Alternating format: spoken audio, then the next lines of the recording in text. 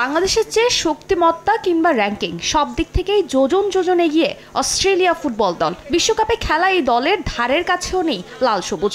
2022 কাতার বিশ্বকাপের দ্বিতীয় রাউন্ডে বিশ্ব চ্যাম্পিয়ন আর্জেন্টিনার বিপক্ষেও খেলেছে অস্ট্রেলিয়া। সে ম্যাচটাতে 2-1 ব্যবধানে হারলেও নিজেদের শক্তিমত্তা জানান দিয়েছে ম্যাথিউ ডেভিডের দল। বাংলাদেশের বিপক্ষে আওয়ে ম্যাচ খেলতে ঢাকায় পৌঁছেছে অস্ট্রেলিয়া ফুটবল দল। এদিন ঢাকায় নেমেই সঙ্গে সঙ্গে টিম হোটেলে রওনা দেয় অস্ট্রেলিয়া। এ সময় তাদের কড়া নিরাপত্তার মধ্য দিয়ে নিয়ে যাওয়া হয়। এর আগেও একবার বাংলাদেশে এসেছিল তারকা ঠাসা দলটা।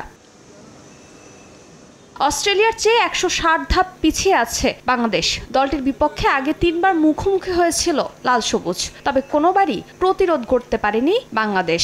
তবে এবার ঘরের মাঠে খেলা হওয়াতে হোম অ্যাডভান্টেজ নিয়ে প্রতিপক্ষকে চ্যালেঞ্জ জানাতে চায় জামাল রাকিবরা। প্রতিপক্ষকে কোনো সুযোগ দিতে চান না বাংলাদেশের অধিনায়ক। নগদে 500 টাকা বা তার বেশি পেমেন্টে পেতে পারেন ঢাকায় জমিসহ 20 কোটি টাকার পুরস্কার। অ্যাকচুয়ালি ফার্স্ট ম্যাচ আমরা সবাই ইভেন মনে করি সবাই একটু শক পাইছে, কারণ আমরা এরকম রেজাল্ট এক্সপেক্ট করি না।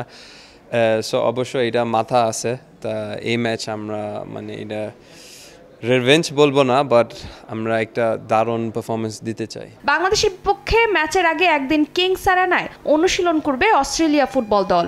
গ্রুপ আইয়ে 4 ম্যাচ খেলে এখন পর্যন্ত অপরাজিত সকারুজ অস্ট্রেলিয়া।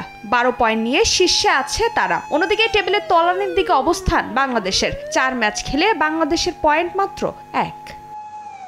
ফারজানা জাহান প্রিয়া, সময় সংবাদ, ঢাকা।